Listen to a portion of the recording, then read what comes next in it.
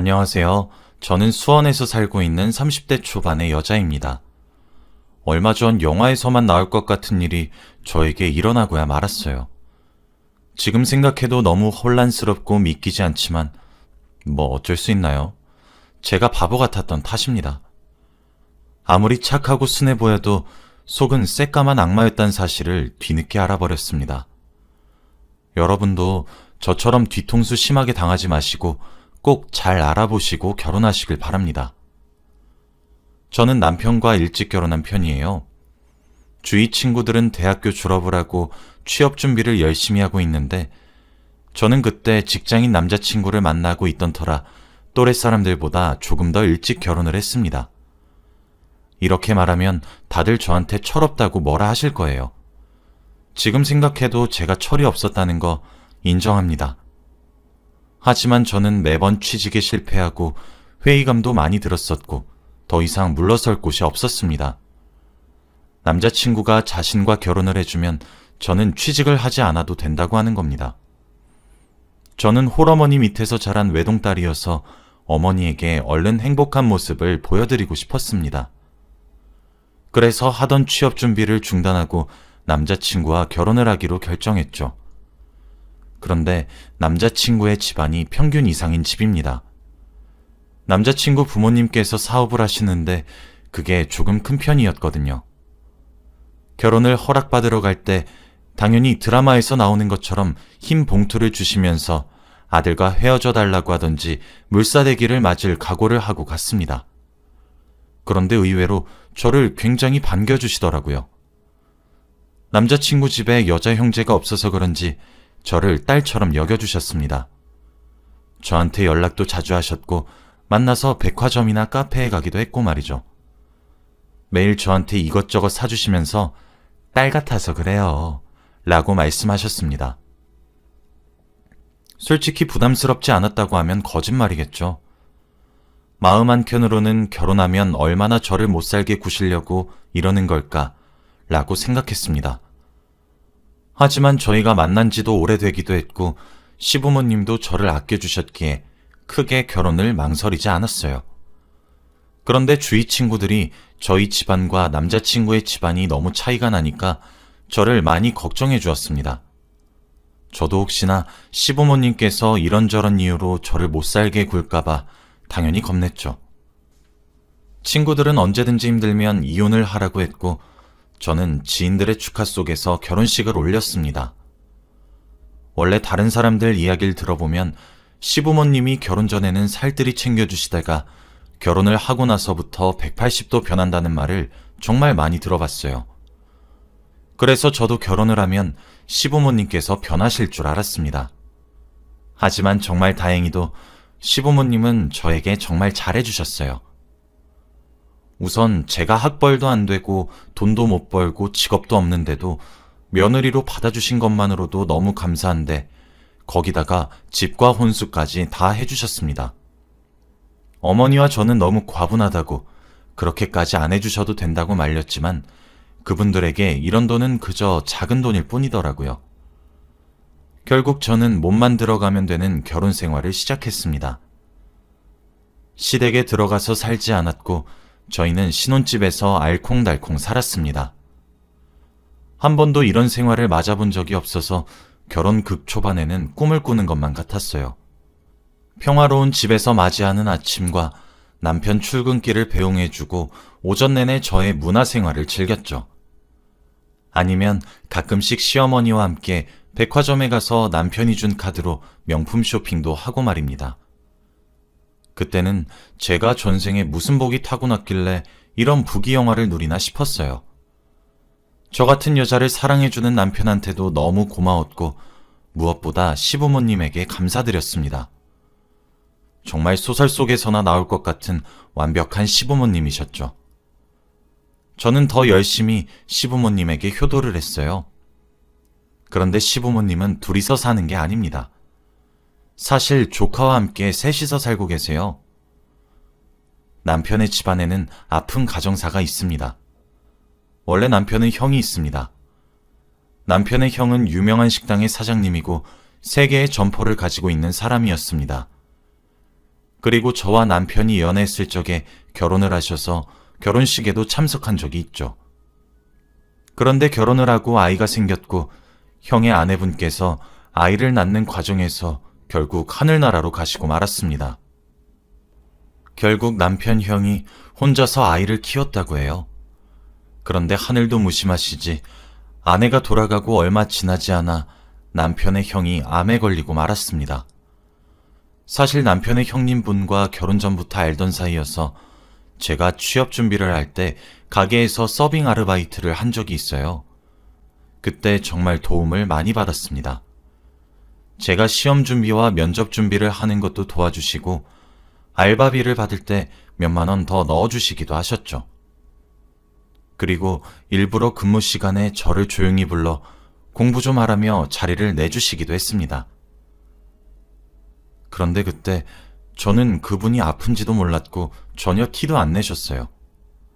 알고 보니 그때 암투병 중이셨다고 하더라고요. 결국 저와 남편이 결혼하기 얼마 전에 하늘나라로 돌아가시고 말았습니다. 그때 장례식장에 갔는데 웬 아이가 혼자 앉아 있더라고요. 그런데 딱 보고 알 수 있었어요. 바로 남편의 조카였습니다. 남편의 형의 아들이죠.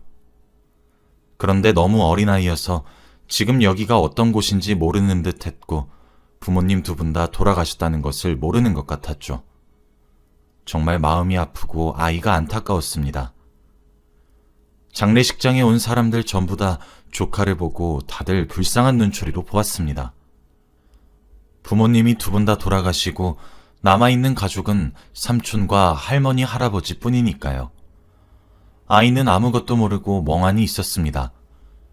그런데 아이가 또 제 남편이랑 너무 닮았더라고요. 오히려 남편의 형보다 남편이랑 더 닮았었습니다. 그래서 그런지 더 정감이 가고 눈길도 많이 갔죠. 결국 그 아이는 시부모님이 키워주시는데 대부분 도우미 아주머니들께서 케어해 주세요. 제가 일부러 낮에 시부모님 댁에 자주 방문하는 이유 중 하나도 그 아이 때문이기도 합니다. 혼자 있을 아이가 걱정되기도 하고 많이 놀아주기 위해서 말이죠. 아이는 아직 아무것도 모를 텐데 나중에 크고 나서 얼마나 크게 상처를 받을지 걱정이 되더라고요. 남편에게는 그런 아픈 가정사가 있습니다. 그리고 아이는 내년에 초등학교를 입학해요. 초등학교 입학할 때 부모의 손길이 가장 많이 필요할 텐데 혼자서 어떻게 다닐까 싶으면서 걱정을 하고 있었습니다. 왠지 모르게 아이를 보면 마음이 아프고 옛날에 제가 떠오르거든요.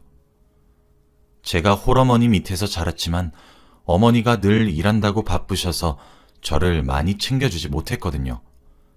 그래서 늘 모든 것을 다 해결해야 했죠. 아무튼 저는 늘 아이를 틈틈이 챙겨주면서 최선을 다해서 도와주려고 했습니다. 어느 날 항상 기분 좋게 집으로 퇴근하던 남편이 그날따라 화가 잔뜩 난 채로 귀가하더라고요.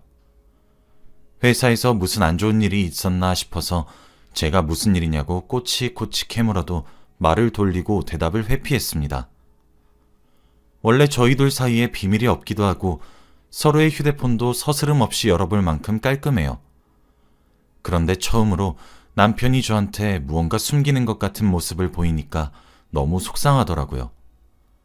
제가 아무리 무슨 일이냐고 물어도 남편은 입을 꾹 다물었고 저도 속이 상해서 아무런 말도 하지 않았습니다.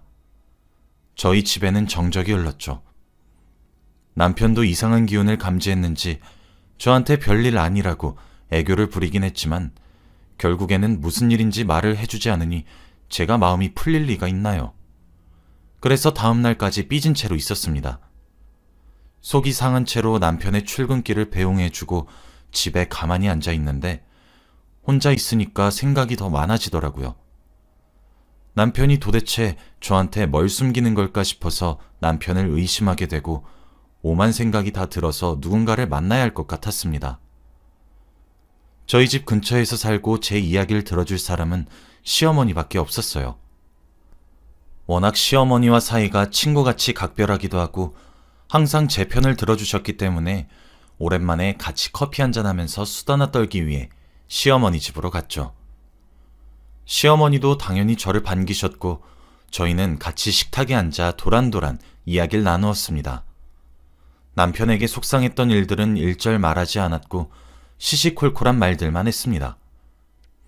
그런데 갑자기 시어머니께서 분위기를 잡으시며 제 손을 턱 잡으시고는 너 어제 네 남편한테 얘기 들었니? 라고 하더라고요. 갑자기 그게 무슨 소린가 싶어서 저는 당황스럽단 표정을 하고 있었습니다. 제 표정을 보시고 시어머니는 남편에게 아무 말도 듣지 못했다는 것을 눈치채셨는지 한숨을 푹 쉬시더라고요. 그러면서 저한테 충격적인 말을 하시기 시작하셨습니다. 시어머니가 저한테 조카를 저와 남편의 호적으로 넣어달라고 하셨거든요.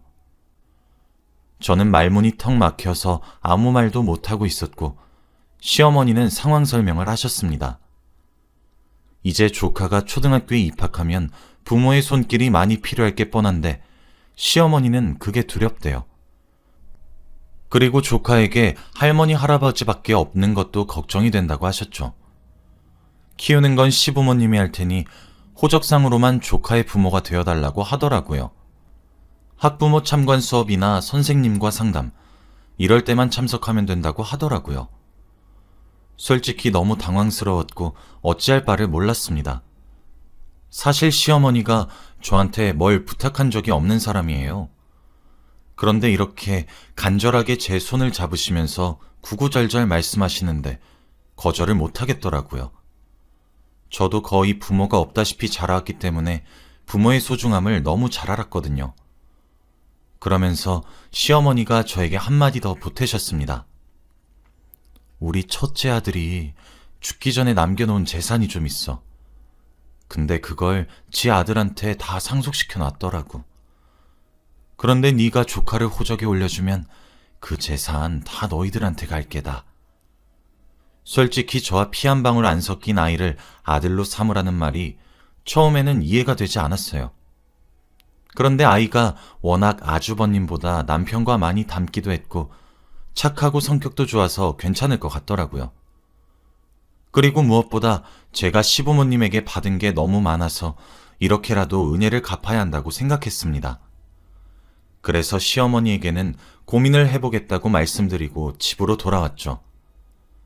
남편이 퇴근하고 집에 돌아올 때까지 혼자 곰곰이 생각해 보았습니다. 도저히 어떻게 해야 할지 모르겠더라고요. 저희가 호적에 넣지 않는다면 아이는 평생 부모 없는 아이로 살아야 할 것이고 호적에 넣는다면 표면적으로는 저희가 부모가 되는 거잖아요. 딱히 그 아이에 대한 거부감은 없었는데 한 가지 걸리는 게 있었습니다.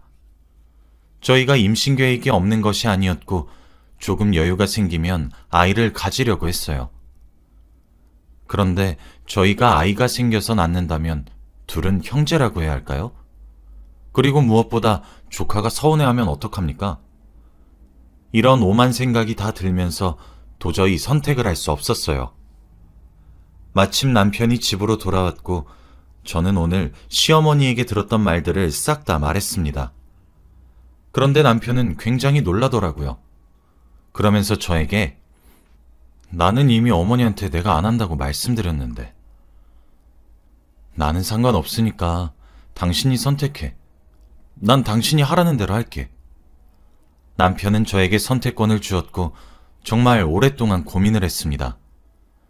그동안 조카를 만나러 가끔씩 시댁에 갔는데 여전히 착하고 여린 아이였어요. 이렇게 순한 아이가 혼자서 낯선 환경을 적응해 나갈 것을 생각하니까 도저히 안 되겠더라고요. 제가 과거에 너무 힘들었던 걸 조카도 겪게 하는 것 같아서 말이죠. 그래서 결국 오랜 고민 끝에 호적에 올리기로 했습니다. 조카가 워낙 아주버님보다 남편과 많이 닮아서 주위 사람들은 절대 모를 것 같더라고요. 그리고 시부모님에게 받은 게 너무 많아서 거절하기도 죄송했습니다. 시댁에서 키워주시고 저와 남편은 가끔씩 부모 역할을 하면 되었기에 상관없었죠. 아이는 저한테 여전히 고모라고 불렀습니다. 저는 왠지 모르게 호적에 올리고 나니까 더 정이 가는 거 있죠? 그래서 평소보다 더 자주 만나고 맛있는 것도 사주고 하면서 더욱 친해졌습니다.